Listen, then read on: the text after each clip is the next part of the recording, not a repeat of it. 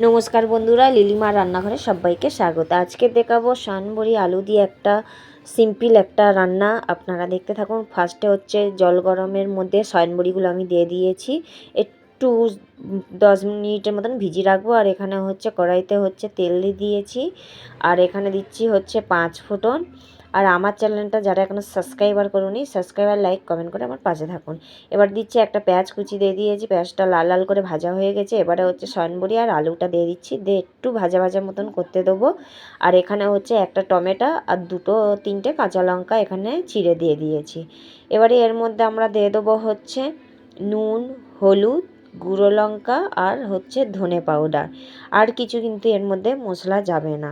আর এই মশলাটা দেওয়ার পরে ভালো করে একটু ভেজে নিতে হবে, কষতে হবে ভালো করে। এইটা ভালো করে কষা হয়ে গেলে তারপরে এর মধ্যে হচ্ছে জল দিয়ে আর আধা ঘন্টা মতন হচ্ছে ফুটিয়ে নামিয়ে নিতে হবে। তাহলে রেডি হয়ে যাবে হচ্ছে সয়ানবড়ি আলুর এই রেসিপিটা।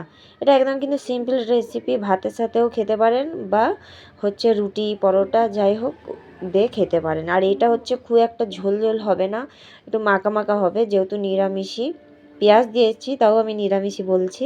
একদম কিন্তু সিম্পল খাবার। এরকমভাবে আপনারা ঘরে বানিয়ে খেয়ে দেখতে পারেন, দুর্দান্ত লাগে। আমি তো প্রায় সময় এরকম আমি ঘরে বানিয়ে খাই। আপনারাও খেয়ে বলবেন যে কেমন হয়েছে। এই যে তরকারি রেডি হয়ে গেছে আমার, সয়ানবড়ি আলুর তরকারি। বাই বাই সবাইকে বন্ধুরা।